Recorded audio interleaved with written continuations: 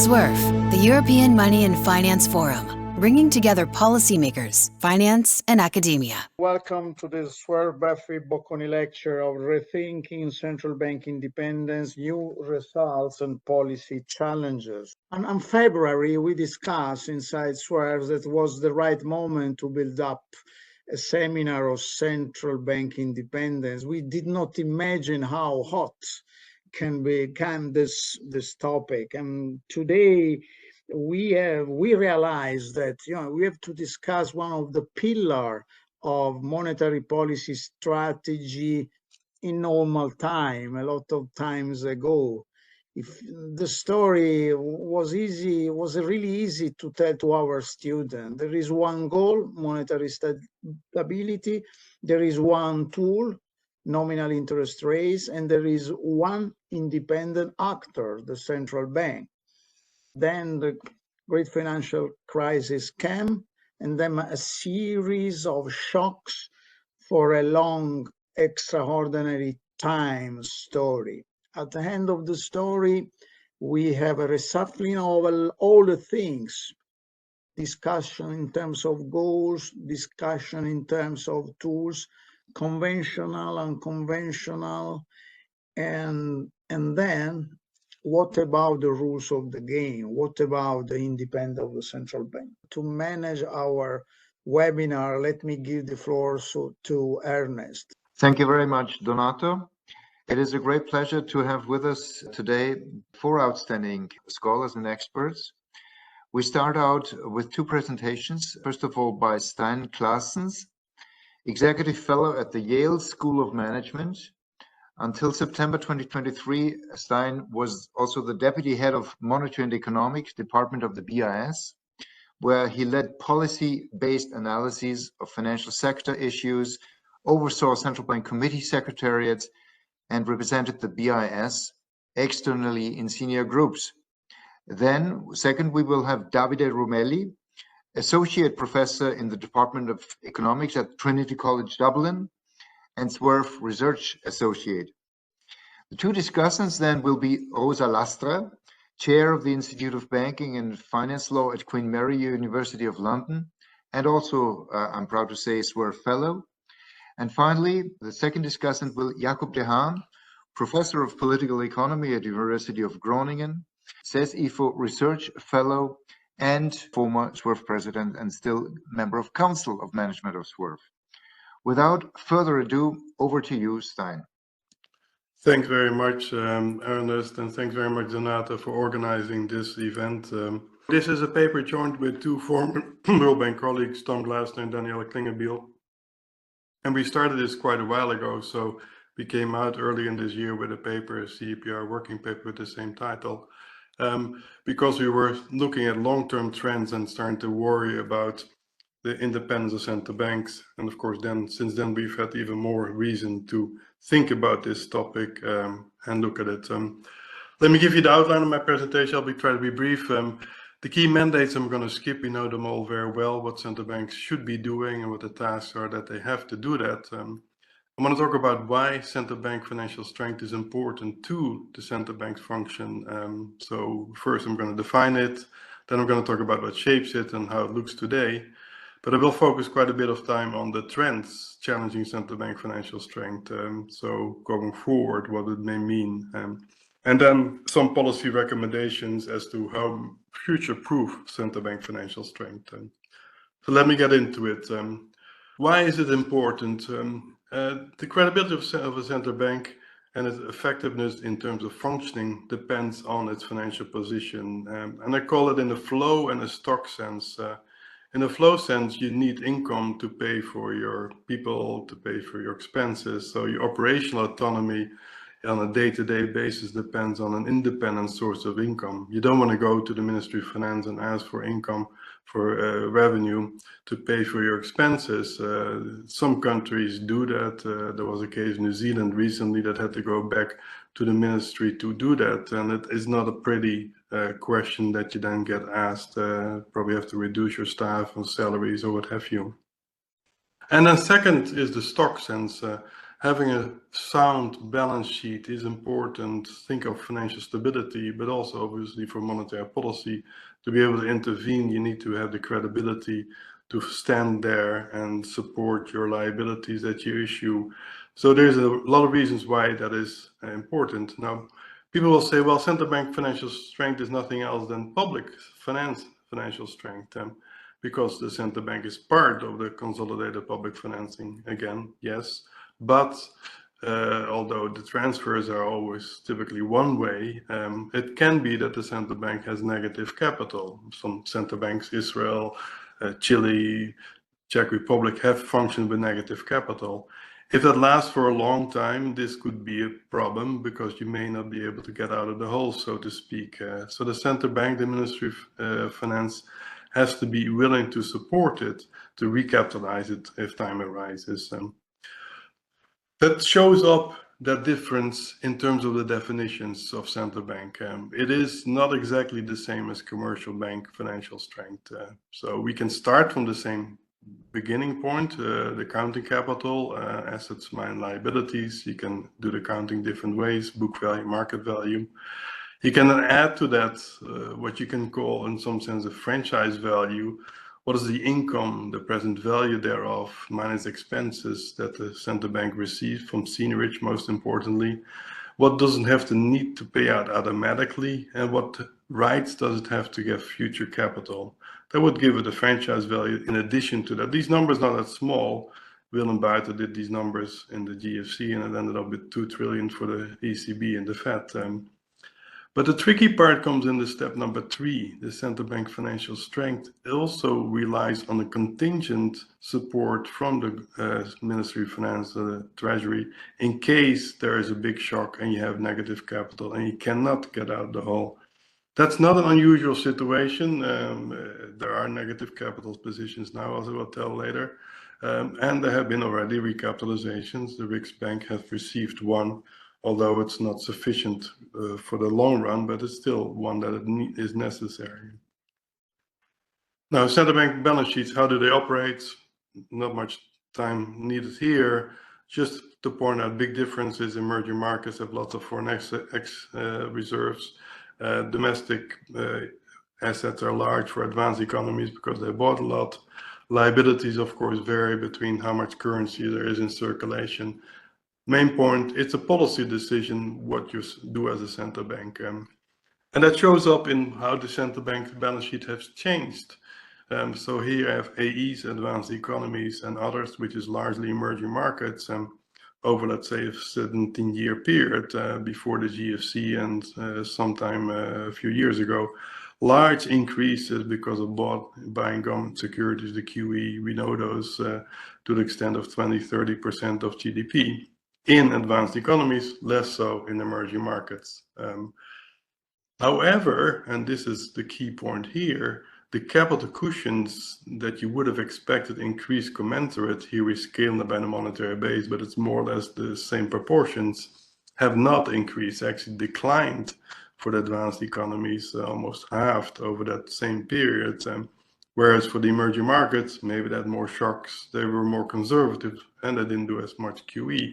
They kept their capital more or less constant as a proportion. Now that showed up in this way because these central banks for advanced economies, here on the left we have the payout percentage as a percent of GDP to the Treasury.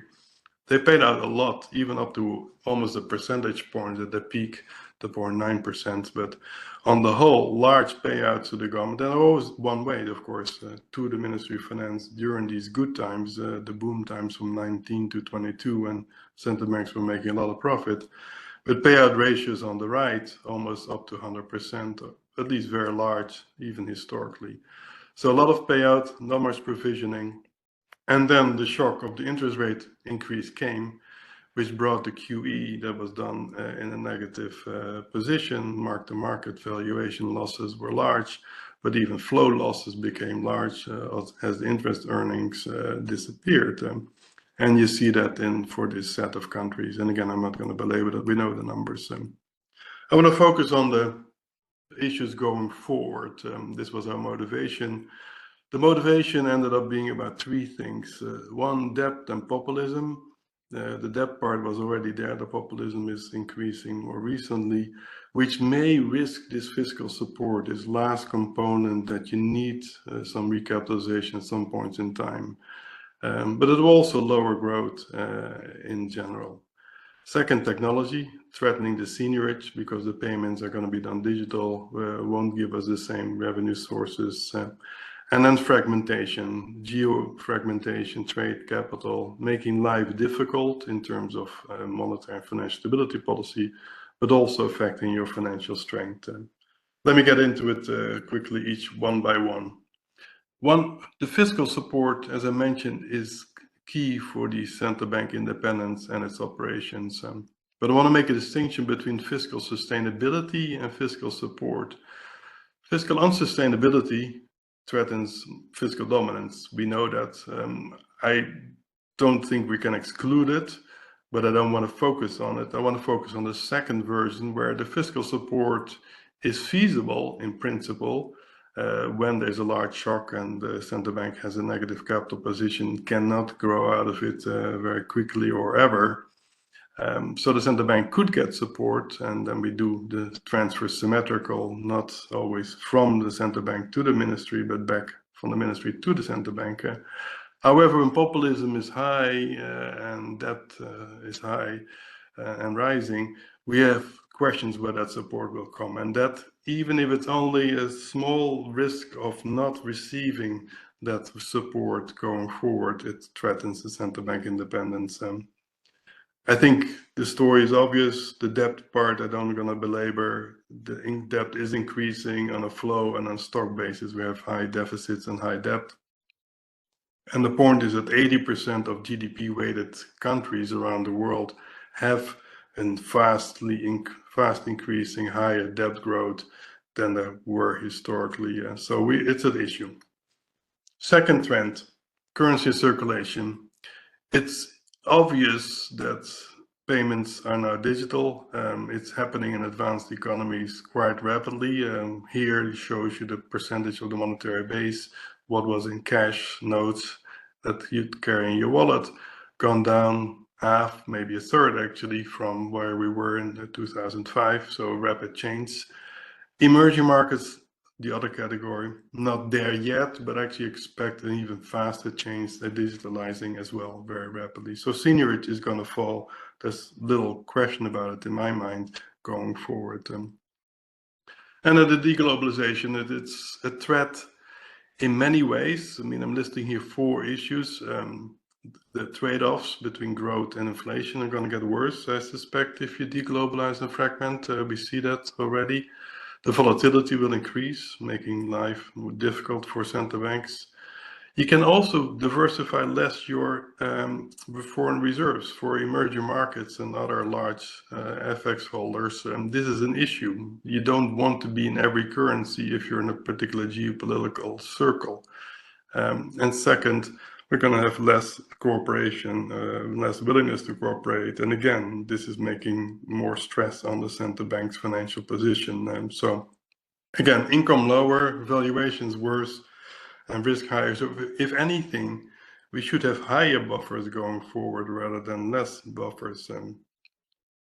I'm summarizing here in a visual way what I basically said.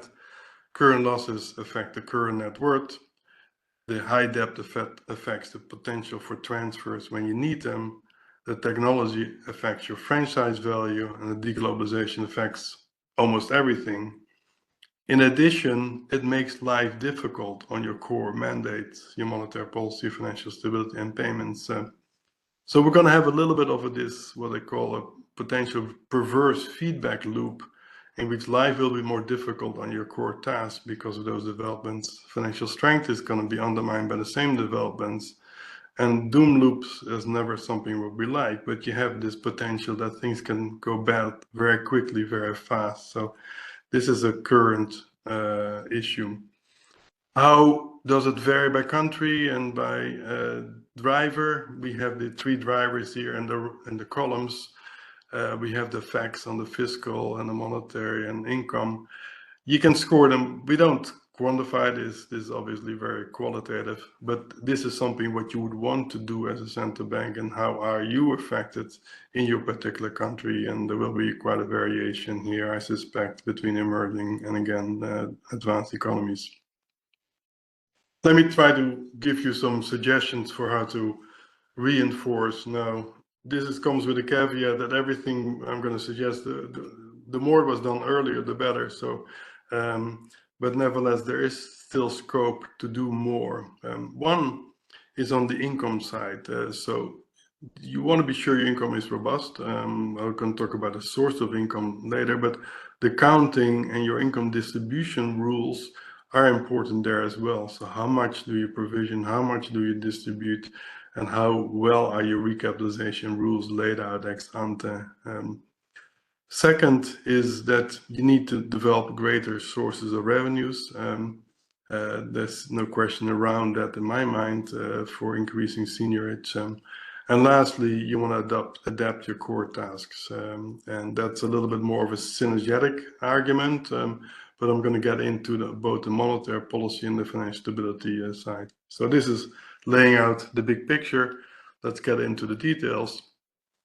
Income allocation and reporting thereof is a function of three mechanisms. We know them. Accounting determines your reported income. So that's, do you have mark to market? Do you have enough rules to retain income? That's your starting point. Then the question is, what do you recognize and provision separately for reserves? What do you distribute? Now you can go the extreme from full transfers, which is everything gets transferred, to a little bit more of a contingent transfer only if you have a certain level of reserves in place. You can have rules for this, buffers. The more you have built in, the more certainty you have for your income streams going forward. Now, some of them may be negative income streams for the time being, but once you get positive again, you want to be sure that you provision more than what you do now. And the more, some of it will have to be discretionary. And lastly, indemnities. Sometimes central banks have indemnities for agency roles, and I think they're very useful. So this leads to a number of policy recommendations. Make sure the buffers are there. So asymmetry in distribution is important. Help with rule-based recap, but also do stress tests. Stress test is a new thing that hasn't been used to central banks much, but you should, together with the Treasury and the Ministry of Finance, do these so that you can be assured you have the capital going forward. Then the big question is, do you indemnify yourself? We would argue no, not much, because for core task, it really is a perverse thing potentially. It signals maybe something different, that you're doing it for the government rather than for monetary policy. But for non-core things, it is useful. Disclosure policies will always be a difficult task and would have to be done in a country-specific context. Why I'm saying that, if you report a lot of profits, you may be in trouble in a certain country. If you report a lot of losses, you may be in trouble in another country. So you have to be careful what you do report. And by the way, these accounting rules, one prime example why rules are important is the FX losses that you may have on your foreign currency holdings when the currency depreciates. That is an FX loss in an economic sense, but in a reported sense, when the currency depreciates, you make a profit, and you don't want to distribute that profit, of course. And emerging market central banks have mostly recognized that and have rules preventing distribution of gains from currency depreciation. So seniorage, it is on the decline, as I said. CBDC could be a help, but at the same time, the proposals that are out there cap CBDCs. The amount for the Europe are meant to be about 3,000 euros. Now, so you're not going to get too much seniorage there. And of course, you could always increase the cap, so you could make CBDC the saving grace for your seniorage, but it probably comes with some opportunity costs elsewhere. I think there are other ways of doing it to develop alternative income streams. Here's a list. I think even the non-remunerated reserves, which we used to do, is not impossible. You could do the marginal reserve at the policy rate. You could try to improve your FX income. But in the end, I think there's no, and this is the very last recommendation, there's no way around increasing a fee or setting a fee for overall core operations. Now, this may be controversial and seen as a tax, but it is a public good the central bank provides on both the monetary and the financial stability side. And we're paying taxes for telecommunication services, which goes to the Federal Communication Committee that supervises and oversees the industry, and we do that for others. So having a fee on the industry to cover the cost of its corporations is consistent with that public good role. Last set of recommendations is on the monetary policy framework. These are being discussed and revised as we speak. Several central banks have come out already with changes which go back a little bit to pre-GFC world or around there, to adjust the task, do less non-core mandates, realign, and there's scope, I think, even on the core task to do with less financial risks. So it's a synergetic argument here. Moving to a scarce regime, a smaller balance sheet makes for less risk and can, I think, also improve monetary policy in the longer run. Definitely don't employ your unconventional monetary policies as much and as large as there was done. I think the COVID, we learned that there are limits to what that achieves. And do also maybe less forward guidance, that's a risky proposition too. For the EMEs, the argument would be similar, but of course they do less on the unconventional side. For them, it's more moving potentially a large FX reserve that is more than the adequacy rules suggest to a sovereign wealth fund. On the financial stability side, two parts, an ex ante part and an ex post part, so to speak. Ex ante, improve oversight, that's of course always good. But there's elements where we need to do more, I think, going forward. But also take a little bit less risk by intervening less often and leaving more stability risk with the private sector, so that over the long run, you may have a little bit more volatility in the short run, but you might have more stability in the long run. And lastly, share more with the private sector. I think there are many ways, and we used to do that even in a century or so ago with mutual funds, mutual clearinghouses and other such structures. By prioritizing in the interventions and targeting them more and having some cost recovery built in, we can both create better incentives, reduce moral hazard, but also strengthen the financial banks in terms of financial strength. Summary. Lots of synergies, we argue, with financial strength, but there are trade-offs. The trade-offs in terms of transparency, as I mentioned. You can have maybe too many rules, so you have to be careful there. Obviously, differences among countries are large, so we're not going to come in and say country X should do Y. I think advanced economies, at least we used to think, have more time. Maybe that's not so much the case. And the emerging markets always have very stark trade-offs given the nonlinearities.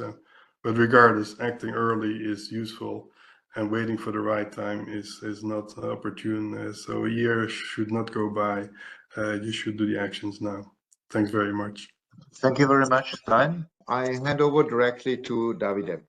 Before starting, let me thank the organizer for adding our paper here. So today I'm going to present this project with Donato Masciandaro, who is here, and Angelo Satanassopoulos, in which we'll try to discuss the effect of central bank reforms on long-term inflation and inflation persistence. So when we think about central banks today, we probably try to focus our eyes on what is happening in 2025. We wake up in the morning and we check if there has been a news line on attacks by President Trump on the Federal Reserve Bank. And the one that you find in here in the right-hand side is an example of a Truth Social post in which Donald Trump was basically ranking the central banks based on their key policy rate in 2025, and the US was the 35th country in terms of highest key policy rate. And then the slides will be available online. There is the rest of the message here. But our approach here is more on a historical perspective, and when it comes to the historical perspective, we can take two approaches, right? One, try to understand what brought to the creation of central banks, and many of you might have seen in recent periods these comics about the Aldrich plan, which then became the Federal Reserve Bank Act. But the purpose of the presentation and what we will show today is to give you an idea of this period that goes from 1972, therefore after the Bretton Woods period, up until 2023, when we have the data. So during the presentation, I will provide a short overview of why does it matter to have central banks that are independent, how we measure them, and afterwards, I will present briefly the results of our analysis before concluding. So let me quote one of the persons that is probably under the radar in this period, Jerome Powell, who said that, was discussing the importance of central bank independence. He says that the case for monetary policy independence lies in the benefits of insulating monetary policy decision from short-term political consideration. And then he also added that price stability is the bedrock of a healthy economy. So what do we know? There is an extensive literature on central bank independence, which mainly thanks to the creation of the first indexes on central bank independence, started to analyze the nexus between central bank independence and inflation. And what we know is that there has been a very large literature, but overall we can find this negative short-run relationship between central bank independence, mainly the iure indexes, and inflation. In recent years, we have seen two very interesting papers emerging, looking rather than at directly on the central bank independence, but on pressure on central banks, with the paper by Bianchi and co-author and Thomas Dreschler, where they find that basically pressure on the Fed is associated with lower expected rates and higher prices, but no real gain for the economy. However, while looking at this literature, probably there are thousands of papers on this, we actually realized that this reform on central bank independence, so these changes represent kind of structural breaks, and the effect might be long-lasting. So we basically found that apart from one or two papers, there was limited attention on both the short and long-run effect of reforms on central bank independence. But the first question here is, how do we measure central bank independence? Well, let me talk about the classical measure, and then even during the discussion, we can discuss the more recent one. But when we look at the classical measure, the approach has been to either go towards the iure indexes of central bank independence, including the Grilli, Masciandaro, and Tabellini, the Cucchier, Manuel, and Yapti, that were developed in the early 90s. And this requires basically a very patient researcher not only to collect the legislation, but then do the Sherlock Holmes investigation of whether there are certain parts of the central bank legislation which provide some shields for the central bank, so increases or decreases the independence of the central bank. While on the facto measures, so try to understand whether there are other practices that are easier to capture, the most common measure in this literature is the turnover rate of the central bank governor. And in this case, it is often used to look at how many times in a central bank in a given country, how many times a governor has been replaced in the last 10 years, for example. And so we'll have that typically in a country like Turkey, where the governor used to be widely often replaced, the level of central bank de facto independence was much lower.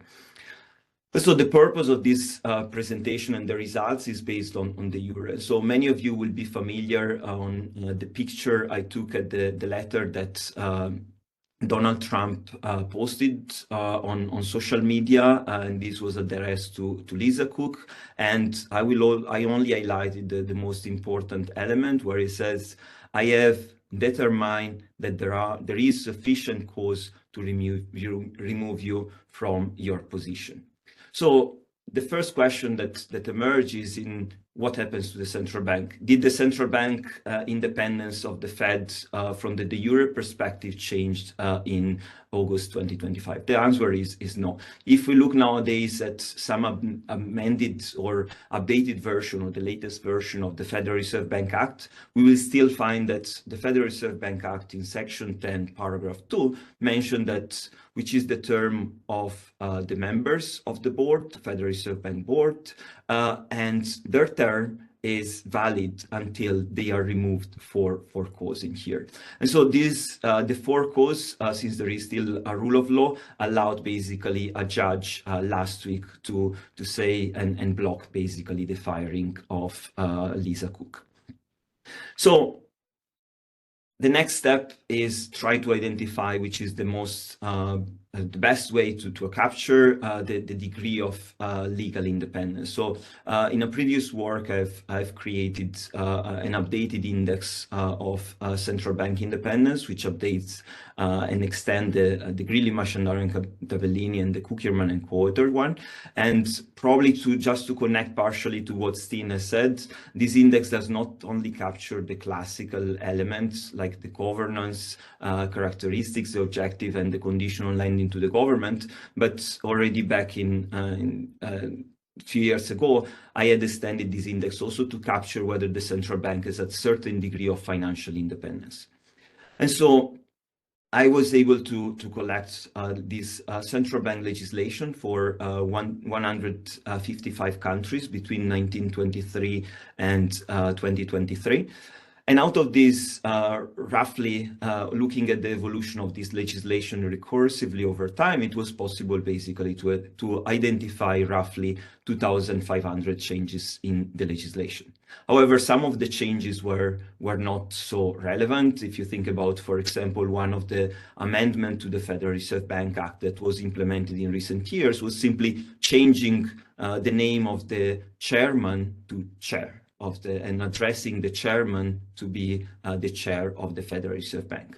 So when we try to look at how many of these legislation actually implemented and modified the degree of central bank independence, we actually find that over this period, there were more than 370 reforms that changed the degree of central bank independence.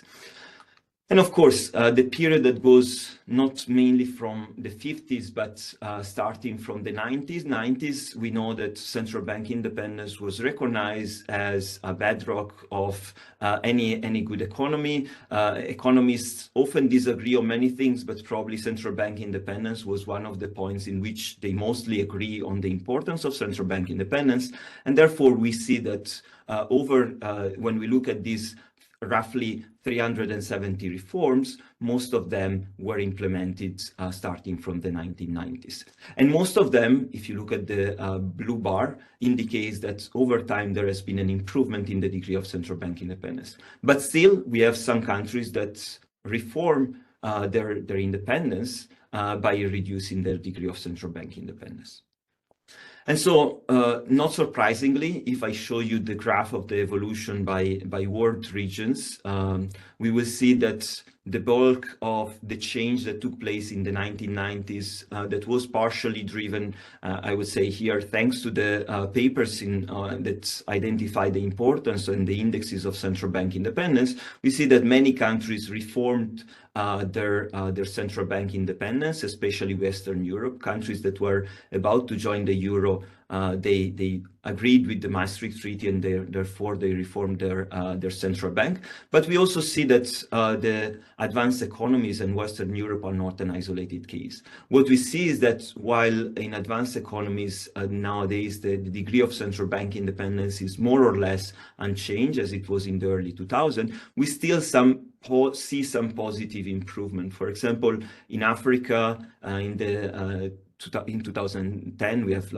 many countries implementing a reform, and also after 2020, we have seen in South Asia some countries implementing these reforms. And so the question is here, what are these reforms useful for? So in the paper, we actually try to understand whether there is any link between reforms in central bank independence, long-run inflation, and inflation persistence. So we estimate, using the data for 155 countries and the period post-Bretton Woods, so 1972 up until 2023, whether there is this long-run effect of reform in central bank independence.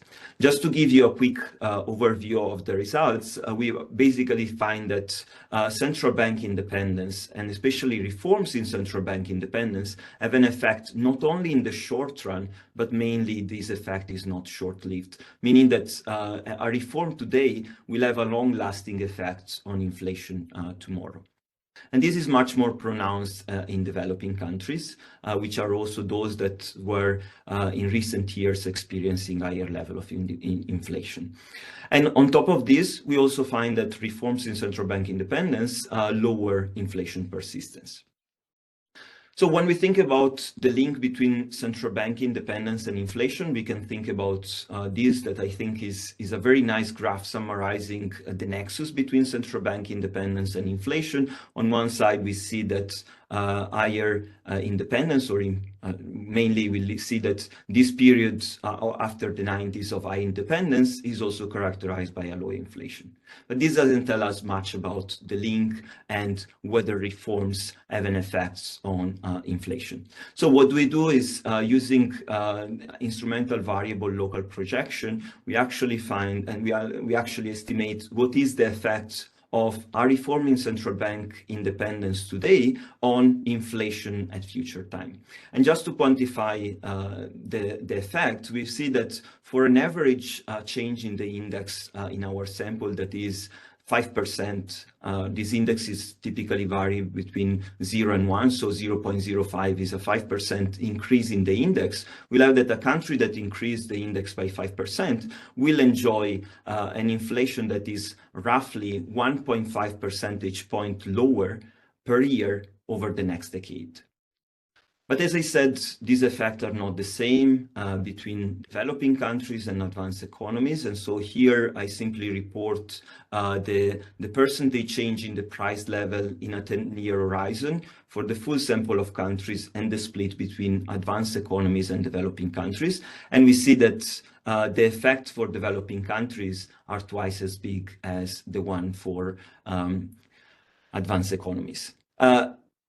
If we look at large reforms, we see that these effects are even larger for developing countries. But most importantly, these days, probably the discussion is how many countries will experience a decrease on central bank independence. And so our results, or our updated results, basically show that when we focus on reversals, we will have that countries that reduce their degree of central bank independence rather than improving it, they will experience an higher inflation in the future.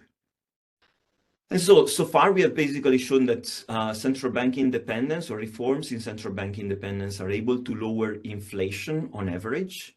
But what about the persistence? So if we know that inflation is lower, but then there is a shock like the one that happened in 2022, 2023, we need to understand whether with a high level of inflation persistence, we will have that a shock that increases inflation will stay there and will bring inflation to be high in the near future.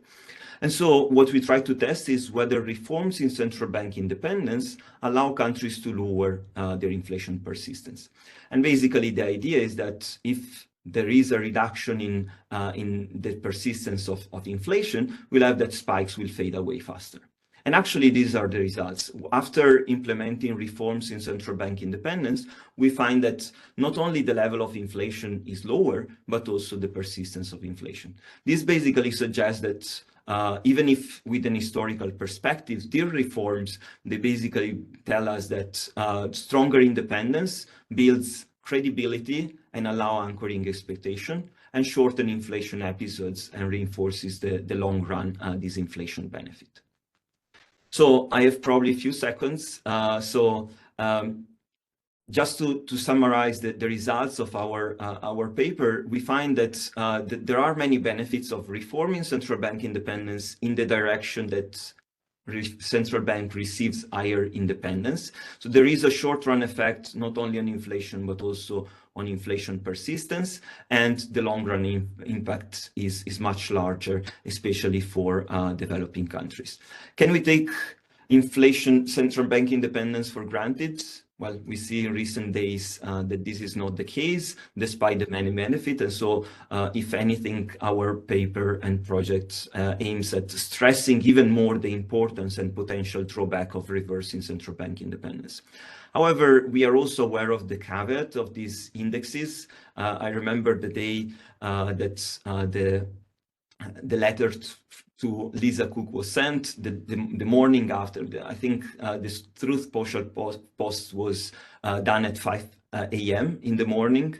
And on that morning, I woke up at 7 and there was already in my inbox an email from a Reuters journalist asking me how much this index has changed. Well, my index, or the index of central bank, the euro independence, did not change unless the central bank legislation has changed. While we know in recent years and recent months that de facto independence can vary a lot. So how we see the future research in this direction is not only further exploring this link between central bank independence and other macro variables, but also trying to merge the iure, that are slow-moving indexes of central bank independence, with the de facto that can be captured at higher frequency. Thank you. Thank you very much, Davide. I already see future SUERF policy briefs coming, which is excellent, of course. This now leads us to the two discussants. Rosa, you will bring in an institutional legal perspective. What's your take on this? Well, first of all, thank you very much for inviting me, and thanks to Donato, to SUERF, and to you for organizing this very timely seminar, and the papers were really excellent. So as you say, I come to this forum as the only lawyer, and as such, I would like to focus a little bit on the legal and institutional basis. Can you hear me well? Very well. Okay. So the issue of rethinking central bank independence is not only an important issue in the US, it's also important in other jurisdictions. It's true what we have just said, and I'm not going to repeat what Davide very well summarized, but President Trump also passed an executive order in January on ensuring accountabilities for all agencies, in which basically monetary policy independence was carved out, but not supervision. And here I refer a little bit to the paper by Stijn Claessens. And actually in the UK, the issues of ensuring an independent Bank of England have also been under review. I've been advising the House of Lords, both the Economic Affairs Committee and the Financial Services Regulation Committee, and the issues of independence and accountability are very key. And just to give another example, this year Banco de España, one of the central banks, national central banks of the Eurosystem, asked me, a philosopher and an economist from an emerging jurisdiction, to look at the benefits of independence. And it is clear that those benefits, as the paper by Davide and others have put, are there. But I guess the question that I got reminded, when Donato was telling us in the introduction that it was easy to teach the students about central bank independence because it was a narrow central banking model, in line with the Timberger rule, with one agency, the central bank, one primary objective, price stability, and one main instrument, interest rate policy. So this was a model of monetary independence. But the expansion of the central bank remit, this seminar is after all about rethinking and new trends in central bank independence in response to the crisis, both the global financial crisis as well as the COVID pandemic. Even now, and of course it's not the debate today, but SUERF has held debates on the role of central banking as crisis manager when it comes to sustainability on climate change. So the narrow model, which was embedded in the central bank laws around the world, in the indexes in plural that Davide was referring to, has really changed very much. So what we have post-global financial crisis is a new mode or a model of central banking has multiple objectives and functions, and it has porous boundaries. Why does it have porous boundaries? Because central banks have created, with some of the policies, QE, unprecedented emergency liquidity assistance, new complex dynamics between monetary, fiscal, and sovereign debt policies. I remember that when Otmar Issing came to the House of Lords to give oral evidence in the QE inquiry, he told the House of Lords that central banks come closer to the political decisions during crisis, during the financial crisis, and he said, because at that time was in the context of the pandemic. The return of inflation in 2021, which is in a way what the paper by Davide and Angelo and my dear friend Donato is very relevant. It shows that obviously the control of inflation is and was the fundamental primary objective of a central bank. And it showed also, I guess, what Claudio Borio also wrote, that central banks have entered a period of experimentation. As a lawyer, sometimes I think that when we talk about mandates, it's a bit of an imprecise term, because mandates can refer to goals, to functions, to governance, but sometimes mandates is actually objective. And we say these days that the central bank's main objectives are, of course, to keep inflation under control, price stability, and to promote financial stability. And here I kind of bring the two papers together. But the actual contours of what the central bank can do in every jurisdiction will depend, and here I go back to the law, on what the law, the treaty will say, and the hierarchy of those goals. So, for instance, the Fed has both full employment and price stability on equal footing. If anything, there have been a bias, which I don't have time to explain, towards price stability. In the case of the ECB, the primary goal is price stability, and the secondary goal, and again, there has been a lot of research about that, is to support the general economic policies of the Union in accordance with Article 3, which is a very, very large set of considerations. In the case of the Bank of England, the primary statutory objective is two, is price stability and financial stability. It's not just one, it's two. And then there are a number of secondary objectives. So this was one consideration by reading the papers. The other is, what do we mean by independence? So the domain of the discretion of central bank is determined not only upwards, but also downwards.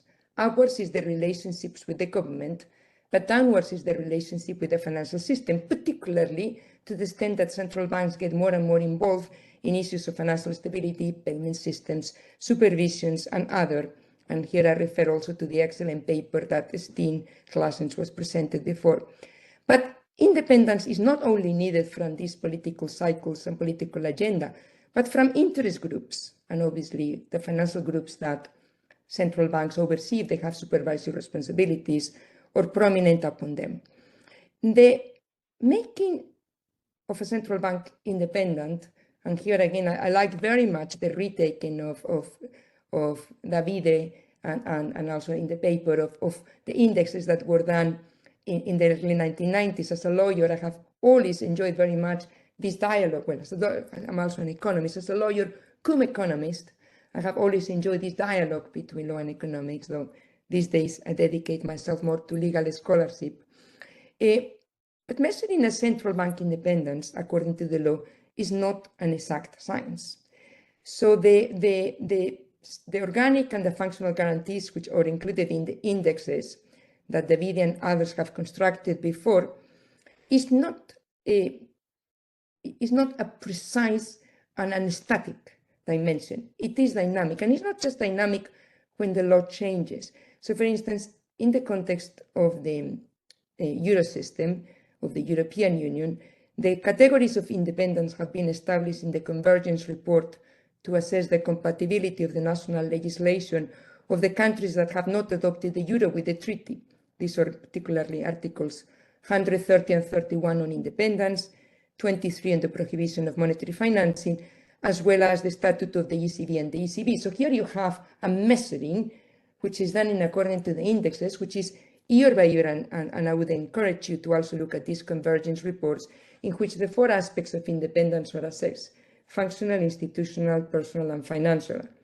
And then independence in the context of the EU has, in the institutional dimension, it has also a special character because it's not just depoliticization, but also denationalization in those functions in which the ECB has exclusive jurisdiction. So this is another dimension. I was asked to talk a little bit about some of the fiscal dimension. So when I was advising the House of Lords in the QE inquiry, this was not my suggestion. The House of Lords itself, the committee, the Economic Affairs Committee, decided to call the report QE: a dangerous addiction, ? So it is not a statement, but a question mark. And then there were obviously a lot of statements, many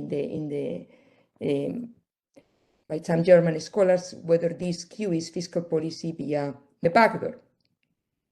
And there is in the paper, on which I draw some of my comments, which was published in the Wisconsin Journal of International Law, a cartoon from 1797 with a caricature, a drawing of the old lady of Threadneedle Street, the nickname of the Bank of England, who is resisting the advances of the Prime Minister of the day.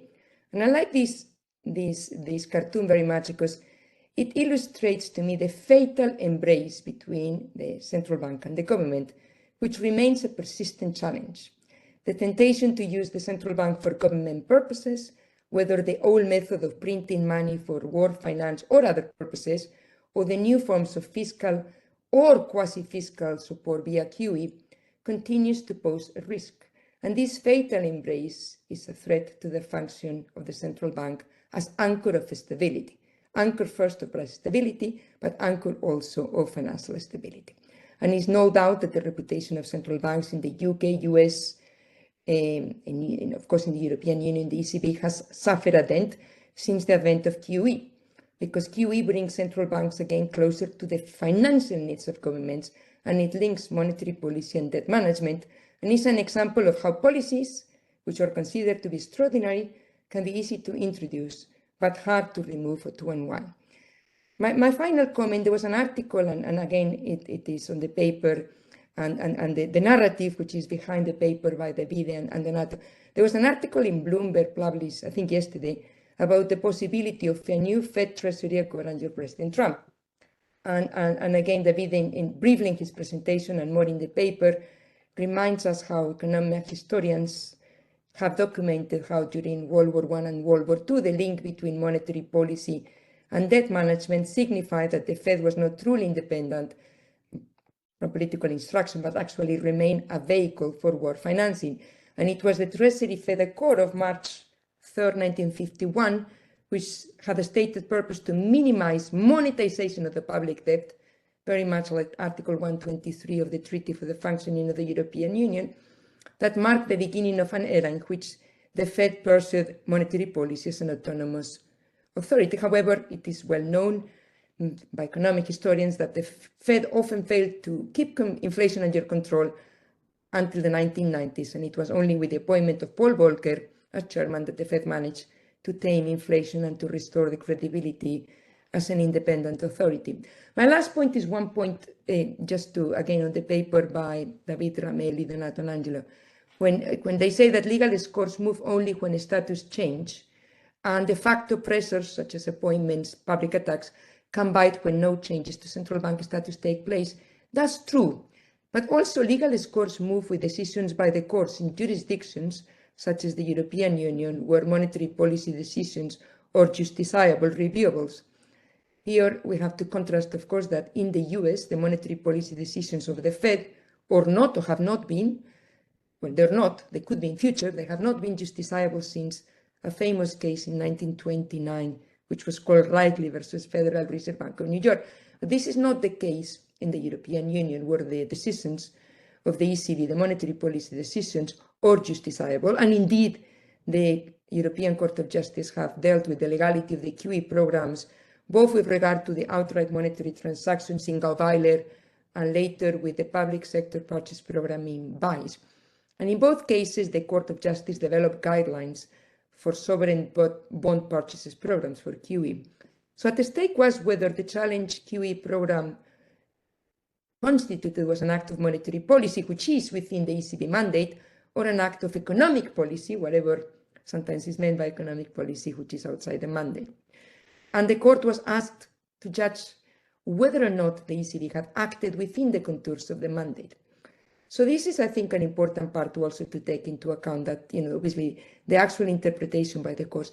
Why, I don't have time here, but I have written that the reason why judicial accountability, because after all, Accountability is legislative, it's judicial, then it's the relationships with the government, then you have performance accountability, then you have communication, transparency, all the dimensions of accountability, which we could talk another day. But the main dimension of accountability is parliamentary accountability. And the problem of the European Union is because having the European Parliament relatively weak compared with national parliaments, the vacuum, this is my theory, the vacuum that should be filled by parliamentary accountability in the European Union has been filled by judicial accountability, by the exercise by the Court of Justice of the European Union. So just to finish on accountability, though it is beyond the state, the law provides legitimacy, predictability, and certainty to the positions and operations of a central bank. And this is why accountability is in the essence in the context of central bank independence.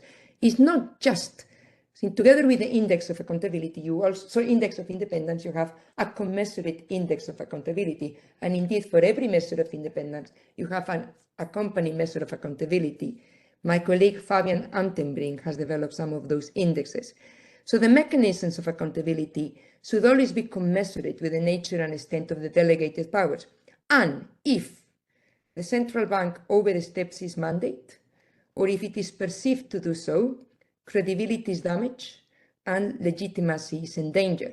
And therefore, this undermines the public trust in the central bank's commitment to controlling inflation.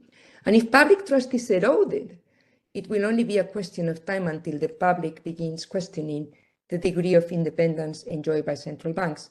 That's why, in addition to independence, we need accountability, we need effective transparency, and we need adequate communication. I think I have probably exceeded my time, but thank you so much for your patience in listening to these comments. Thank you very much, Rosa, for these very important thoughts. You mentioned, among other aspects, that central bank independence also crucially depends on the political environment. And I think this is now where Jakob will come in. He will talk on central bank independence and populism. Thank you very much. This is based on joint work with my co-authors Jan Sturm and Alina Schroyer. So this is a question which has been raised in the Harvard Gazette not so long ago, namely whether Trump can fire the Fed chairman. My answer is yes, he can, because officially members of the board hold office for a term of 14 years unless sooner removed for cause. But the chairman, as a board member, he can only be removed for cause, and that's going to be difficult.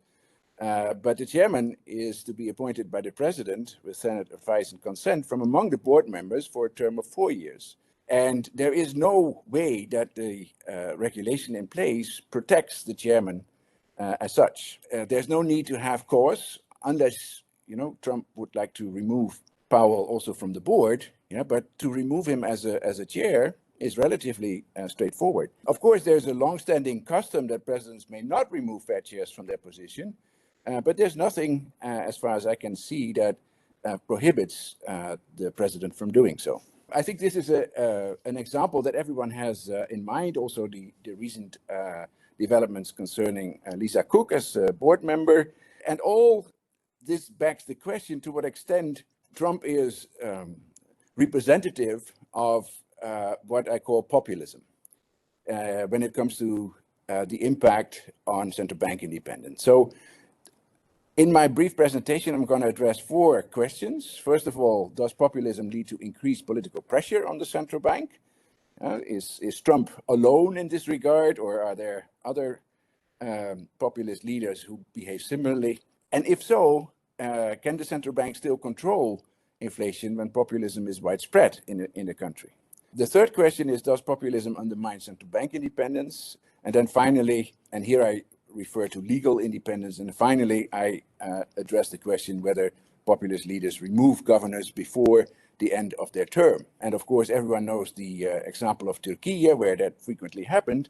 But the question is Turkey, let's say, representative again for populist leaders, or is that the exception? So these are the 4 questions. First, the political pressure on central banks. Well, there is quite a bit of recent research.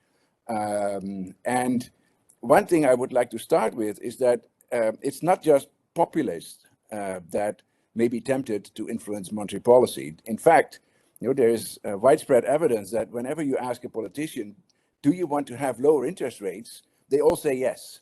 Whether they are from left-wing or right-wing parties, whether they are populist or not, politicians in general have a preference for lower interest rates. And that's precisely why I think we need independent central banks, because lower interest rates can be needed at some points, but maybe not welcome at other points. And it should not be left to politicians to decide on interest rates, because then you know what's going to happen. Interest rates will be low and inflation at some point will be high.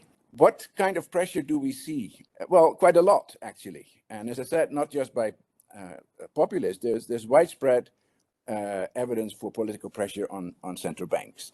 So there is, for instance, a very nice paper by Binder, published in the Journal of Money, Credit and Banking, where she finds that political pressure on central banks has been widespread, especially so since 2010. And the question then is this political pressure more prevalent under populist leadership than under non-populist leadership? So what we've done is to show two indicators of populism, namely one by Hawkins and one used by Binder herself, coming from the V Party data set, in combination with the political pressure that Binder reports. And the interpretation of this graph is very straightforward. The more you move to the right, the more populist leadership is. And as you can see, the more you move to the right, so the more populist a government is, the more pressure, the stronger the political pressure is on the central bank. And that conclusion holds no matter whether you use the Hawkins database for populism or the V Party database. So in general, you can say, yes, populist leadership on average leads to more and stronger political pressure on central banks. Okay, if that's the case, then what happens with inflation once there is populist support among the electorate? Do central banks give in to this political pressure and change their monetary policy accordingly? And if so, does this political pressure then lead to higher inflation? Both questions have been addressed by recent research, both by Binder and a recent paper by Gavin and Manger. And both papers, using different methodologies, come to the conclusion that yes, whenever there is political pressure, central banks, on average, give in. And that, of course, is a serious outcome, because after all, we installed central bank independence because we do not want to have political pressure. But if it occurs, apparently it has an impact on monetary policy. And unfortunately, that implies that in the longer term, if there's a lot of political pressure, it leads to higher inflation. And so Binder, for instance, finds that political pressure on the central bank is associated with higher average inflation. More or less the same result is found by Gavin and Manger. And this, of course, is consistent with an older literature, focusing especially on Latin America, work, for instance, done by Dornbus and Edwards, who find that under populist governments, fiscal balances deteriorated and inflation rose to the max. Yes. So in that sense, you may not be surprised if you just look at the Latin American experience before. But this is no longer confined to Latin America. It's a much broader phenomenon. Okay, so what's the impact of populism on central bank independence? My prior, to be honest, was probably populist leaders like to have a legally less independent central bank. So my prior was they're going to change the central bank law in place. And indeed, that is what some previous papers have found, including older work by Romelli, where they use a nationalism index to proxy populism. But of course, populists are nationalists, but not all nationalists are populists. Yeah? So populism should be measured not by nationalism, but can be measured directly. And that's what we do in some of our recent papers, using the wonderful database by David, but also an alternative by Garriga, which has recently been updated. So Garriga 2016 should be Garriga 2025, and the proxies for populism that I mentioned before. So what we do, and I'm not going to bother you with the technical details, but we try to use correlated random effects models because that allows you to distinguish between cross-section differences and variation within countries over time. The results that we find is that yes, there is clearly a negative association between populism and legal central bank independence. But contrary to what I expected, and this holds both whether we use the Romelli or the Garriga database for central bank independence, But much to my surprise, this was primarily caused by the within-country variation. Yeah, so the between-country coefficient on populism is never significant. In other words, if populism in a country increases over time, then you'll see that within that country, the legal independence of the central bank, in all likelihood, will be reduced. And again, that's, I think, a serious conclusion. Finally, we also go beyond legal independence measures. As David already said, legal independence measures are useful, but if there is a country that does not have a clear rule of law in place, the law may say all kinds of things, and reality may be very different. You know, the case of Turkey has been mentioned already. I think that's a nice case in point. If you look at the law of Turkey, the central bank there is very independent. Well, of course, we know that's not the case, because whenever the central bank governor is trying to do something which the president doesn't like, he or she will be fired. Therefore, alternatively, you can look at the likelihood that the central bank governor will be replaced before the end of the term in office. So we estimate models for that. And for that, we use data which is available on the website of one of my co-authors, which is updated every year. And again, the populism data from Hawkins and Binder. And we examine to what extent irregular and regular turnovers of central bank governors are related to populism. So we follow the same methodology as for our results for legal independence, except that we now have a probit model, and we use different ways to take time dependence into account. What our results suggest is that the coefficient on populism is never significant. Whether you look at regular transfers or regular turnovers or irregular turnovers, so before the end of term, in no case the coefficient of populism is significant. So this is in contrast to the results that we have for legal independence. And the question then, of course, is, how should we interpret this? Why don't more populist leaders do what Erdogan does? And our story here is that, well, probably they don't need to. Because if the conclusion that political pressure by populists on central banks leads to the desired effect, in the sense that central banks give in to that pressure, if they do, there's no need anymore to replace the governor. Of course, if they don't, there may be a reason, and that's perhaps why Turkey is an exception. But on average, populist leaders do not remove central bank governors from office. So that's one of the conclusions. The other conclusion I already mentioned. Yes, there is tremendous pressure from political pressure on the central banks coming from populists. And yes, it has the desired impact, desired in the sense that desired by the populists. And yes, populist leaders reduce central bank independence. This presentation, therefore, was meant to put the examples of the US into perspective. And I think, in a way, Trump is representative, namely that so far he has not removed Powell. Well, that's in line with what other populists do, but he's not representative in the sense that, as far as I know, he has not reduced independence of the Fed, at least not the legal independence, but other populist leaders have done so quite seriously. So that was it from my side. Thank you very much for your attention. Thank you very much, Jakob, for this very interesting presentation and the somewhat surprising results, which in the end form a consistent and logical narrative in my understanding. So the plan was to give each of you the possibility to again react to the other presentations and statements. Let me weave in a couple of questions which have come up in the chat meanwhile. There's an interesting question on the chat by Belma Cholakovic. Belma basically asked the question whether central bank independence is really an explanatory causal variable to explain lower inflation, but maybe it just coincides with lower inflation. So central bank inflation and central bank independence and inflation are part of the same phenomenon. So they reflect, I don't know, a favorable economic environment. So that reminds me of the literature that talks of luck, good fortunes during the Great Moderation. being in developed countries that are prone to subject to fewer shocks, that make it more that make it simpler for central banks to achieve price stability and so on. Whereas in developing countries there are more shocks and therefore make inflation management more difficult, and this also coincides, so to speak, by accident with lower central bank independence. Another not so totally different question by Bilin Yapti: what do presenters think about inflation targeting to complement central bank independence?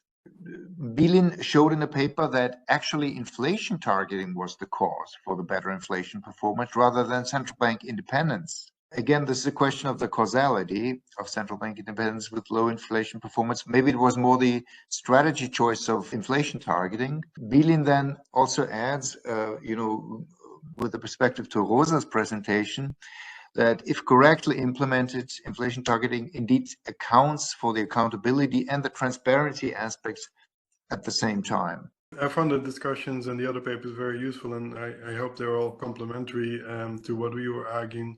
I particularly think what Rosa said on accountability is something that we don't stress as much, but it's a counterpart to independence more generally, right? We would not want an independent central bank that's not accountable.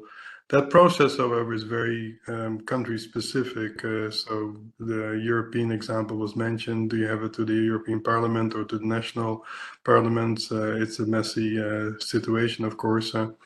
But also importantly, what is on the other side? So do you have a committee that's a standing committee in which you report regularly?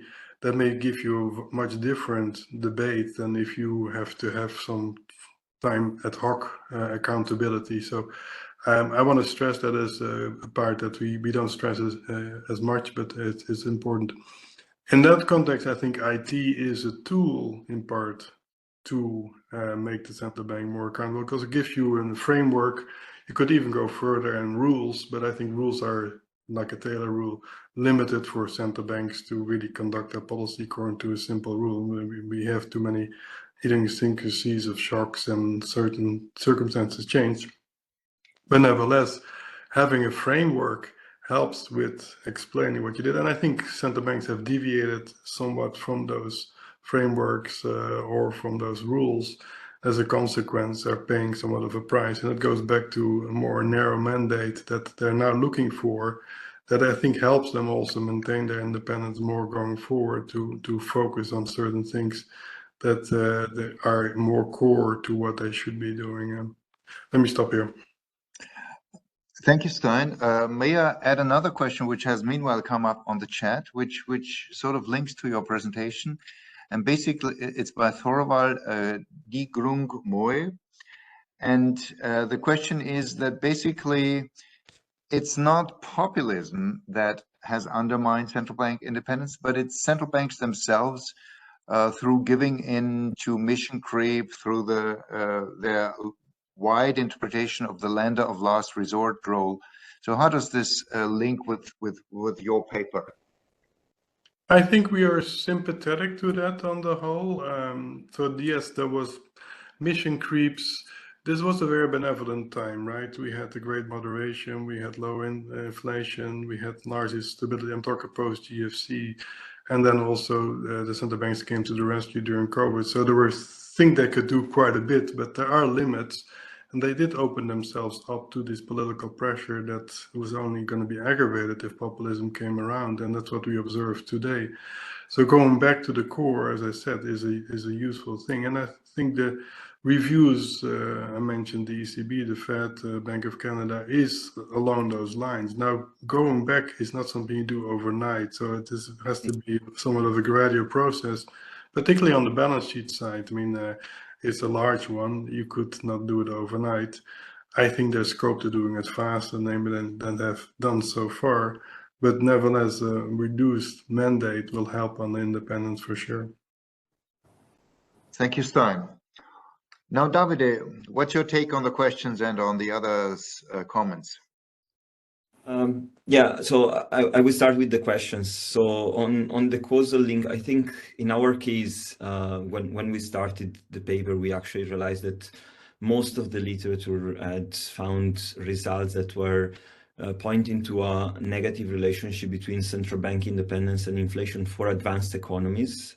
And while updating the data, we find out actually that if you control for all the variables that could help us to clear a potential causal link, we find out that the effect is much larger in developing countries.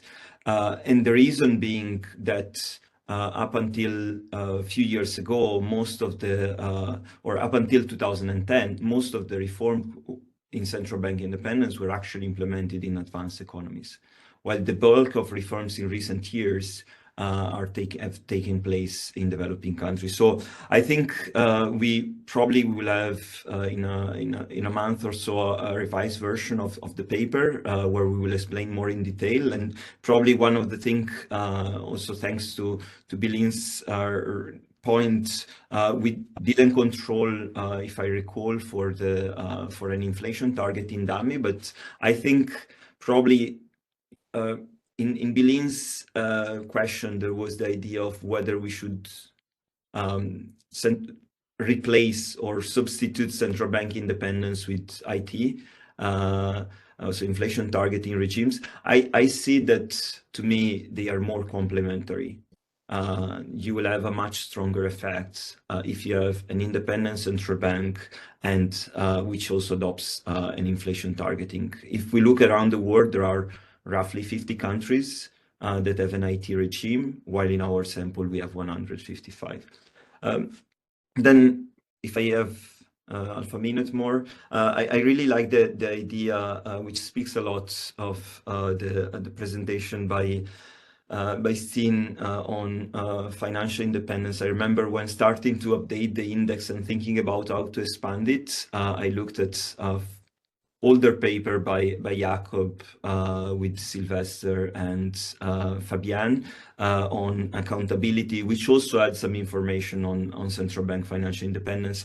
And I also like the concept that never heard before, but introducing stress testing for central banks could be actually a way forward. Regarding Rosa's point where she said the Fed was financing the government for a long period of time, is true that I actually recently updated my index because I could not find any reference to the direct lending to the government on the Fed, but then I recovered recently the 1951 Act.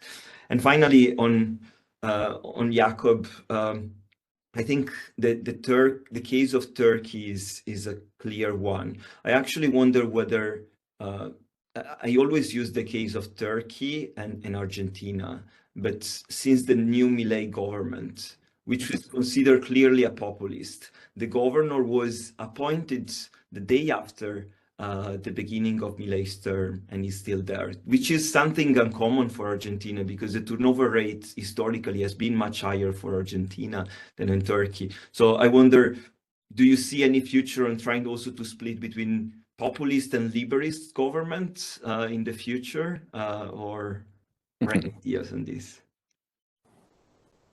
Well, let me add a point here, Davide, if I may. You know, central bank independence versus inflation targeting, which is the explanatory variable. Now, in my reading, it is like this. So central banks have adopted globally inflation targeting, yes. But if you look at the various strategy reviews, they changed the targets a little bit over time, Fed, ECB, and so on, but very, very little. So it's very steady over time. Whereas if it were the government that sets the inflation target and implements it, then there might be the risk that it might change very much ad hoc and much more frequently. The counterexample is, I think, the UK. I think in the UK, the government sets the inflation target and the Bank of England just implements it. And it's actually not the case that it's just opportunistically changed all the time. So what's your thinking on that?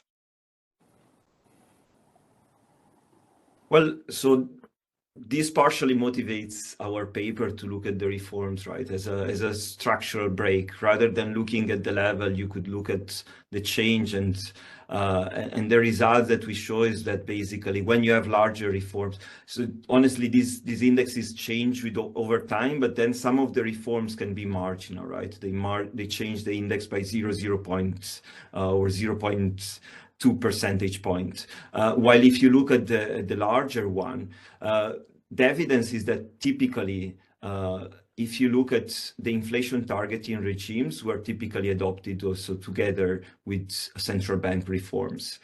Think about New Zealand.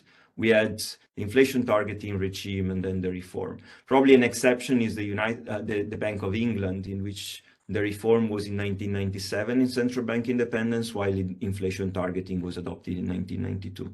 But I still think that it's fundamental to look at the two as complements. But yeah, that's a very fair point. Okay, thank you very much. Let me now turn to Rosa. What are your comments? My comments, first on inflation targeting, as Davide was just saying, it predated the iure central bank independence in the United Kingdom. And actually, also linking with the other question, during the premiership of Margaret Thatcher, there was a commitment to price stability, but not to central bank independence. So the literature on the cost of inflation does not per se justify the need for independence. Obviously, there has been proven, in my opinion, a causal relationship, and the latest papers confirm that. But monetary independence is only one way, not the only one, of formulating a credible and binding commitment to price stability. I think this will be important for future research. So that was, I think, a very good point. On the remit letters, is true.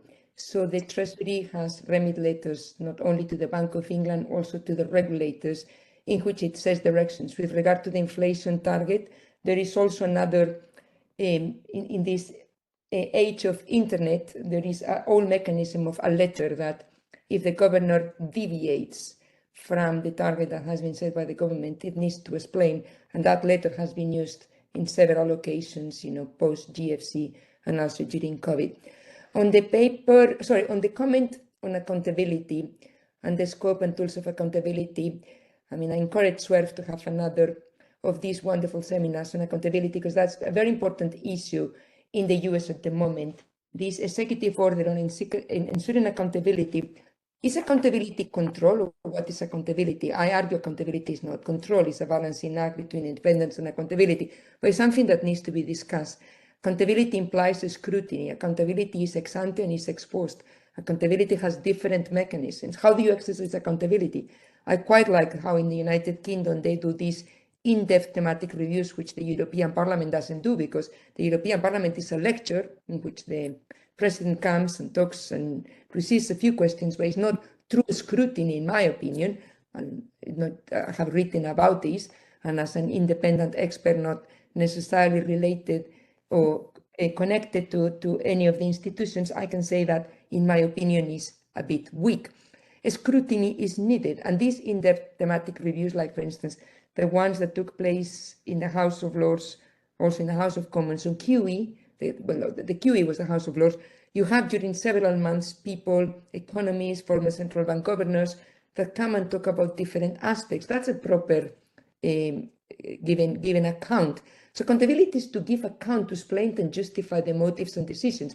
Transparency is about making information available, and communication is about how do you communicate with public, with parliament, and this is a very novel new form of accountability, which I think is increasingly necessary.